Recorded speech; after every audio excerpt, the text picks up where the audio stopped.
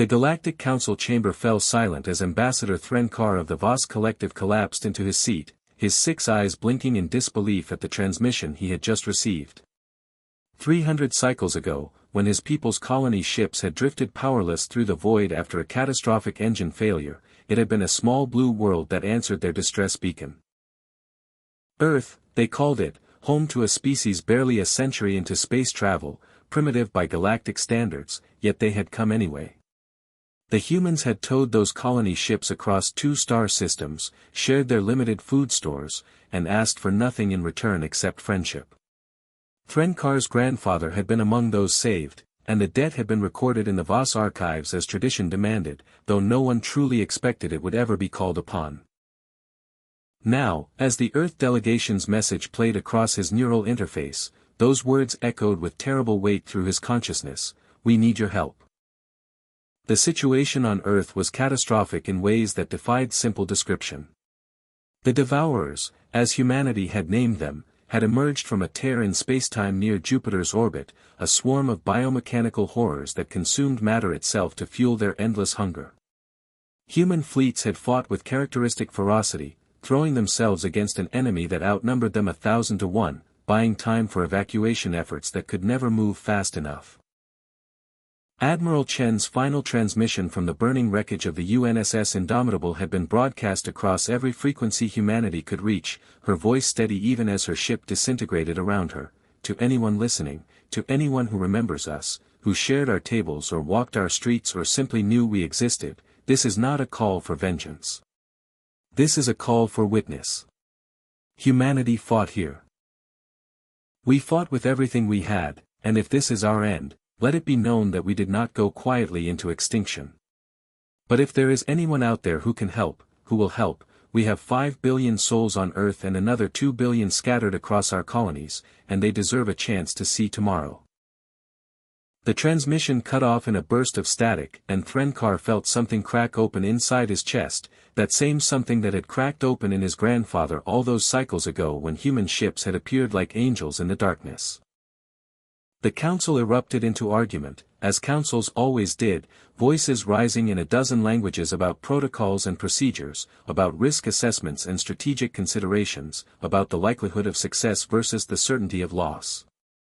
The Hask sovereignty representative, a being of crystalline logic and zero emotional response, calculated the mathematical probability of successfully defending Earth at 0.003%, deeming it an unacceptable expenditure of resources. The Feminine Harmony delegation suggested a rescue operation only, evacuating who they could and abandoning the planet to its fate, a mercy of sorts but one that would leave billions to die. Through it all, Threnkar remained silent, his mind replaying his grandfather's stories, the way the old Voss's voice would soften when he spoke of the human engineer who had worked 36 hours straight to repair their damaged life support, who had fallen asleep at her station and woken with embarrassment and apologies, as if saving 8,000 lives was something to be sheepish about. His grandfather had asked her name before they parted ways. Sarah Chen. The admiral who had just died buying time for her people was her great-granddaughter. The words came from somewhere deep and ancient within him, cutting through the political noise like a blade through silk. "We are going." Every eye in the chamber turned toward him, and Threnkar rose to his full height, his ceremonial armor catching the light in the manner of his people's warriors, though he had never worn it in anything but ceremony until this moment. 300 cycles ago, when the void was killing us slowly and our hope was dying faster, they came. They did not calculate probabilities or conduct risk assessments or debate in chambers while we suffocated in the dark. They came because we needed help, and that was reason enough. He felt the weight of history pressing down upon his shoulders, the accumulated honor of his entire lineage crystallizing into this single moment of choice. The Voss Collective remembers its debts, and we pay them in full. We are going to Earth, and we are going to fight, and if the mathematics say we cannot win, then we will rewrite the mathematics with our actions. The silence that followed was absolute, pregnant with possibility, and then the Feminine Harmony delegation's leader rose, her wings spreading in a gesture of commitment. "The harmony stands with the Voss," she said simply, and like dominoes falling across the chamber, one by one, species that had never agreed on anything found themselves agreeing on this: they would answer humanity's call, probability be damned. The Devourers did not negotiate, did not communicate, did not pause in their consumption of everything humanity had built across 4 centuries of expansion into the cosmos. Mars was already gone, its terraformed surface stripped down to bedrock in a matter of days, the orbital stations that had housed 3 million souls now nothing but debris fields drifting in the red planet's gravity well. The Jovian moons where humanity had first learned to mine helium-3 from gas giants were being systematically dismantled, the Devourers feeding tendrils extending like cancerous roots through asteroid belts and moon cores alike. On Earth, the remaining population had retreated to underground shelters, massive complexes built during the early days of nuclear fear now repurposed as humanity's final redoubt.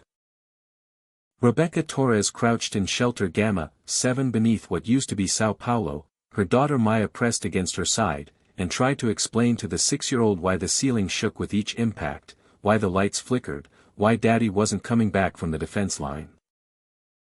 "He's making sure we're safe," Rebecca whispered, knowing it was both truth and lie, knowing that Miguel had probably died hours ago when the Devourers breached the Atlantic defense perimeter, but unable to extinguish the hope that burned stubbornly in Maya's eyes.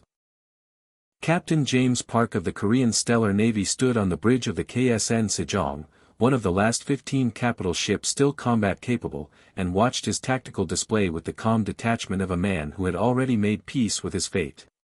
His orders were simple, brutally so: hold the line at Earth's orbital approach for as long as possible, by time measured in minutes that would translate to lives saved below. The Devourers were visible now without magnification, a writhing mass of biomechanical horror that blotted out the stars, their forms defying easy description because they constantly reshaped themselves, adapting to every tactic, every weapon, every desperate stratagem humanity employed.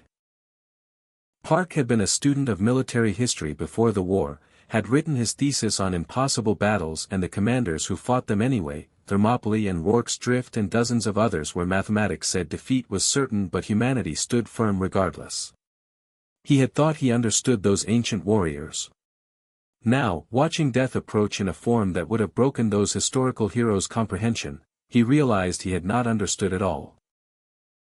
They had never faced anything like this.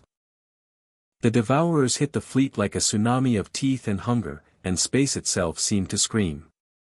The KSN Sejong lasted 18 minutes, which was 14 minutes longer than projections suggested, and in those final moments, Park broadcast one last message to the planet below, his words carrying the weight of finality: "This is Captain Park to all shelters, all remaining resistance units, all souls still breathing in the shadow of Earth. We did not stop them. No one could have stopped them. But we slowed them, and in that slowing, more of you got to safety. Remember us not for our failure but for those extra minutes we bought you. Remember us as human, and let that mean something when you tell your children's children what happened here." The transmission cut off as the Devourers breached the hull, and Rebecca Torres heard those words echo through shelter Gamma 7 speakers, felt Maya's small hand grip hers tighter, and made a promise to herself that if they survived this, she would remember. She would remember all of them.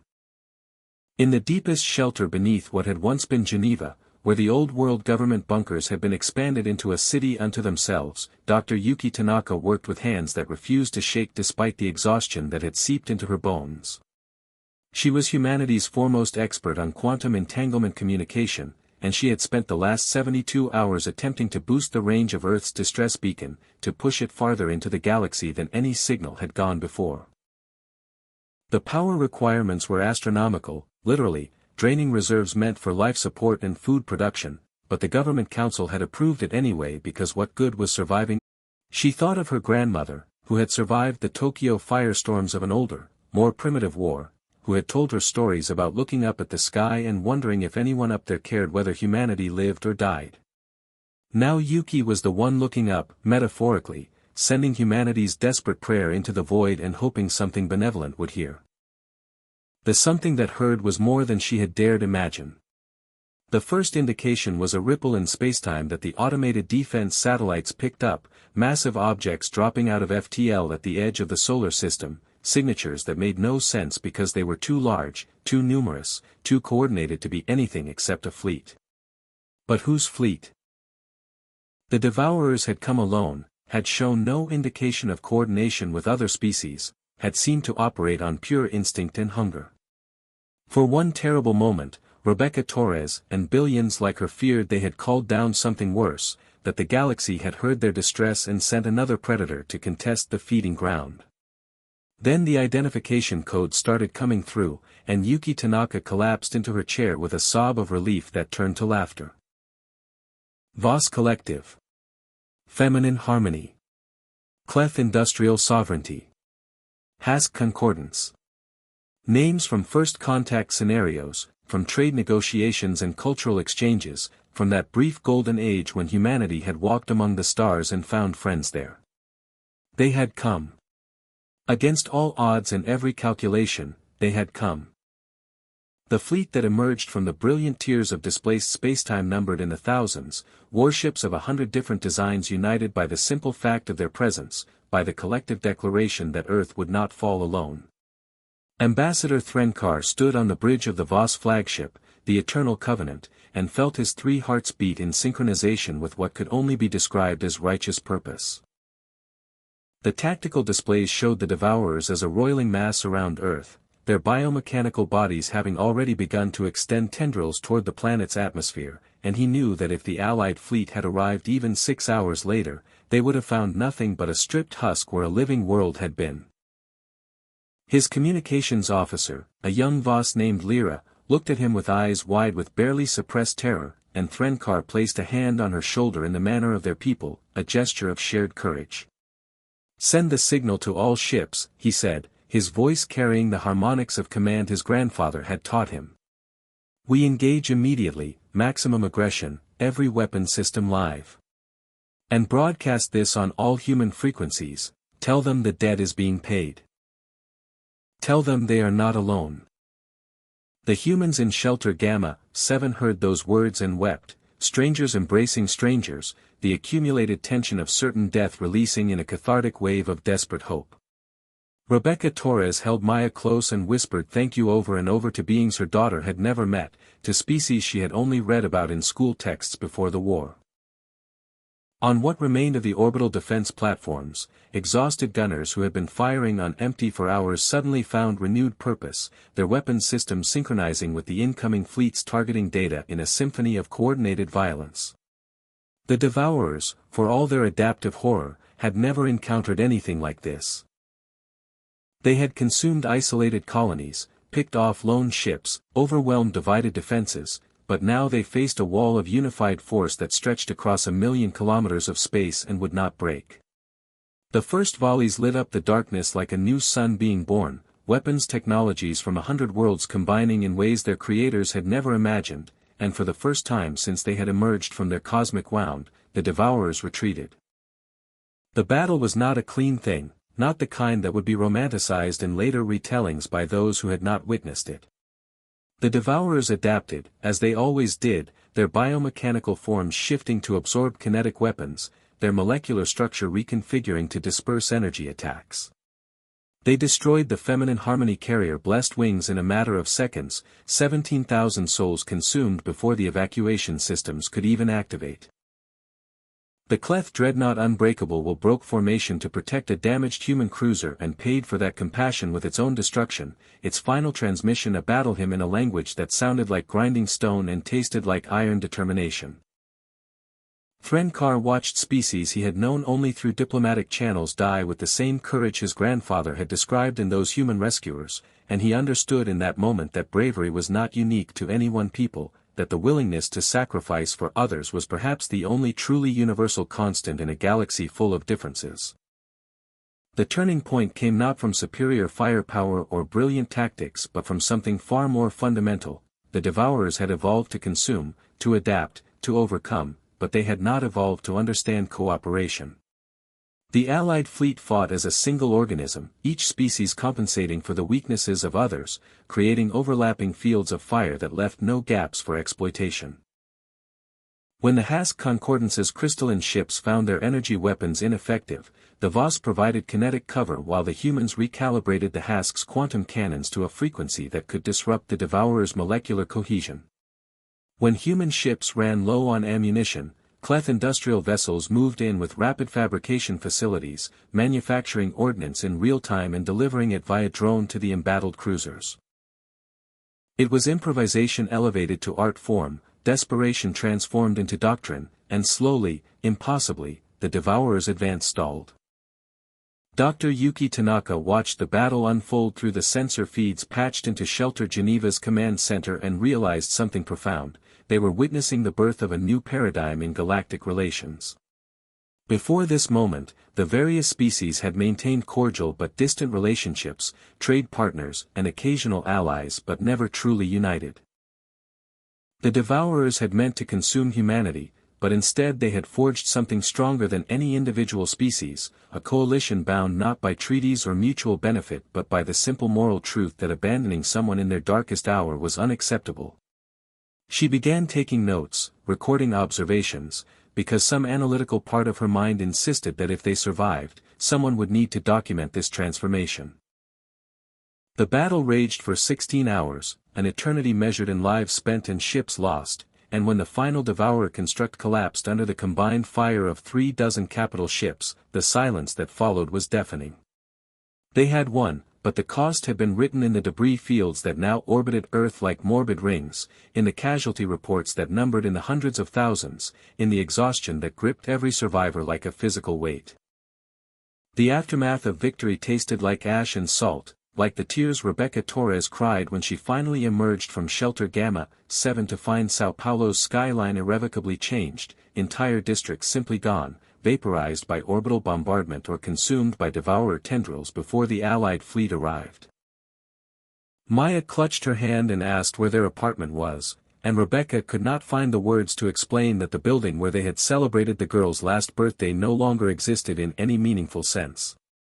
But the sky above was clear, and ships bearing the insignias of a dozen species moved through the atmosphere in careful patterns, deploying aid stations and medical facilities, and Rebecca felt something fierce and protective bloom in her chest.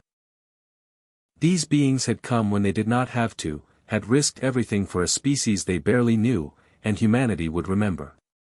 She would make damn sure humanity remembered.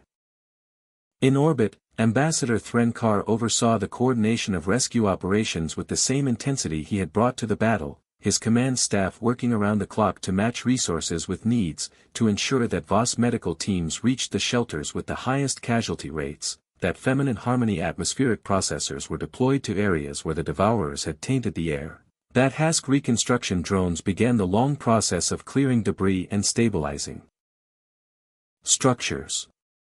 The human government representatives who met with him were changed creatures, their eyes carrying the weight of near extinction, their voices rough with gratitude that seemed to embarrass them in its intensity.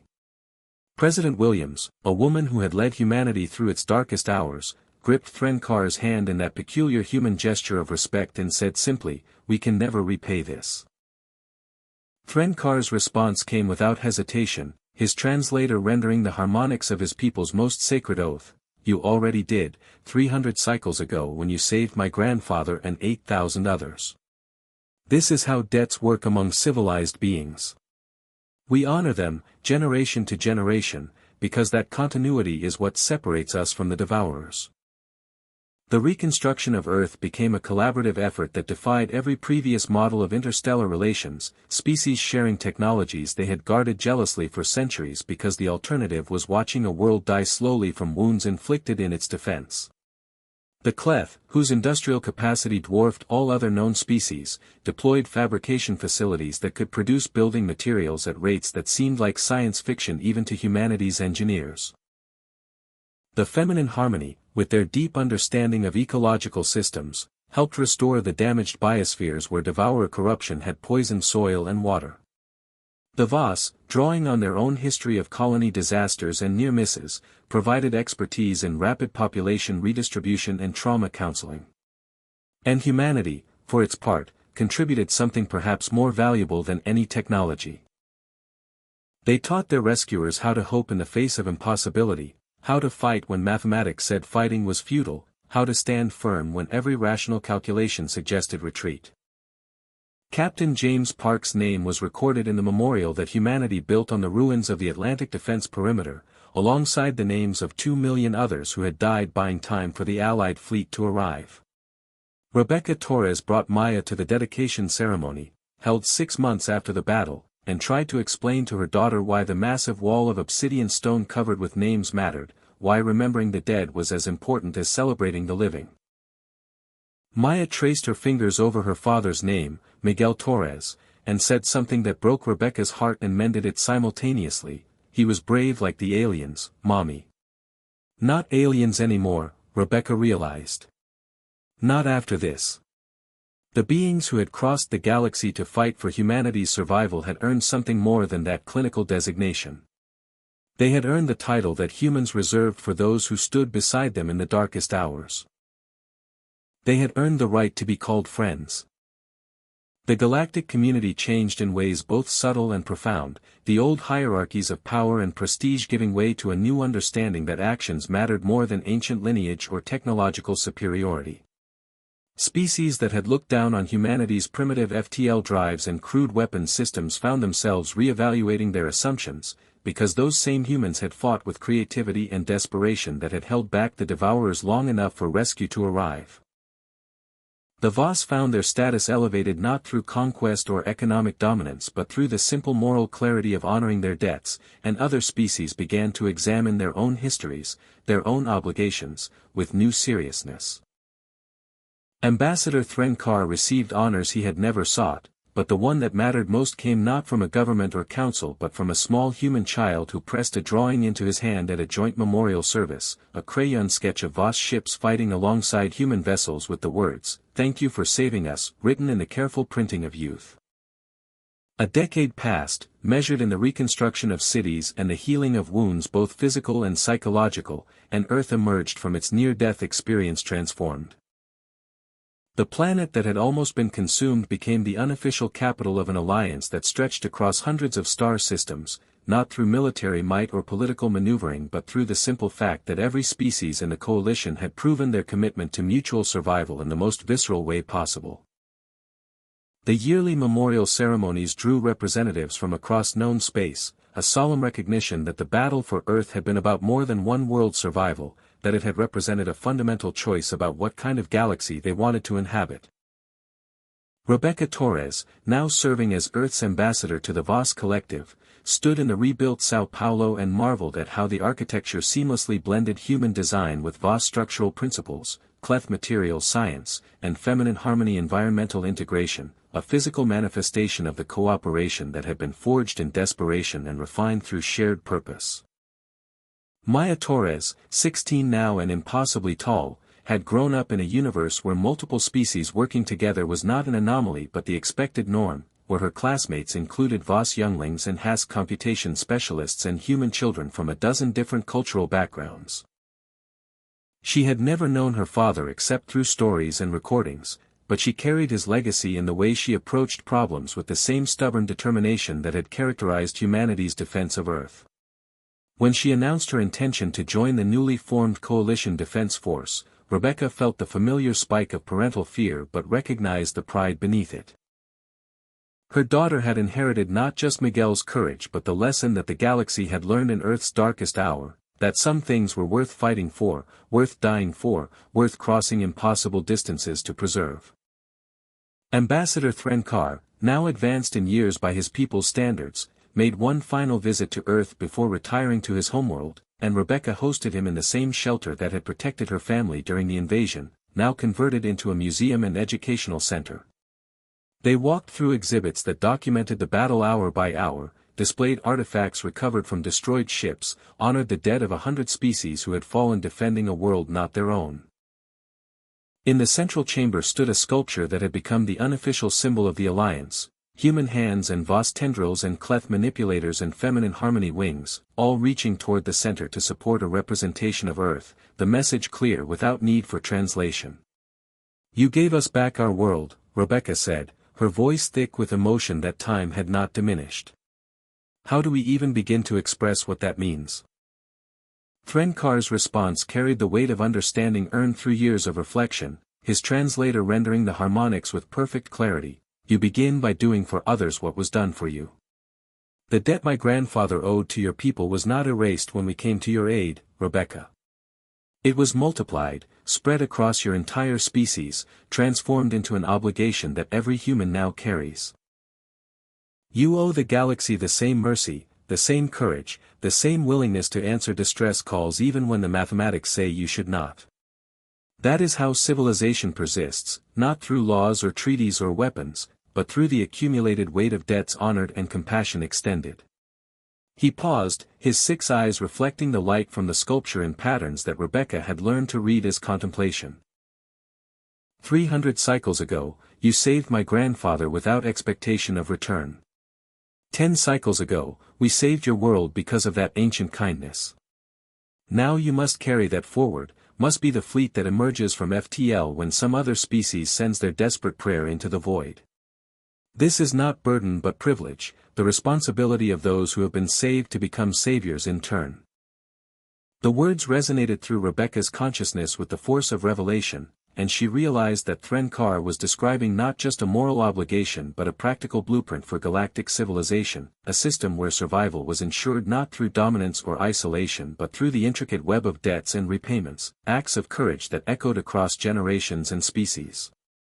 Maya, standing beside her mother, spoke up with the confidence of youth untested by trauma. Then we'll be ready. When the call comes, whenever it comes, humanity will answer. Threnkar placed a hand on the girl's shoulder in the gesture of shared courage, and Rebecca saw her daughter stand a little taller under that weight, saw her accept the mantle of responsibility that came with being saved so spectacularly, so completely. The old Voss ambassador smiled, or rather performed the facial configuration his species used to express approval, and said, I believe you will. And when you do, remember that you are not just repaying a debt to the Voss or to any single species. You are honoring the principle that life, all life, is worth defending. You are declaring that when the darkness comes, as it always does, we stand together or we fall alone. As Threnkar's ship departed Earth for the final time, Rebecca and Maya stood in the observation dome that had been built into the memorial site, watching the Voss vessel accelerate toward the outer system and eventually vanish into FTL. Around them, Earth continued its daily rhythms, 7 billion souls going about their lives on a planet that should have been dead, that would have been dead without the intervention of beings who remembered a kindness shown centuries before. Rebecca thought about the human ships even now pushing deeper into unexplored space, about the monitoring stations listening for distress signals, about the rapid response fleets maintained at tremendous expense for the sole purpose of answering calls for help. Humanity had learned the most important lesson the galaxy had to teach. That civilization was measured not in technology or territory but in the willingness to sacrifice for others, to honor debts across generations, to stand firm against the darkness knowing others would stand beside you. They had been saved by that principle, and now they would live by it, would carry it forward into whatever challenges the future held. When humanity owed you a favor, the galaxy had learned, you could expect the unimaginable. And when humanity owed the galaxy everything, well, they would spend the rest of their existence proving that some debts could never be fully repaid but could always, always be honored.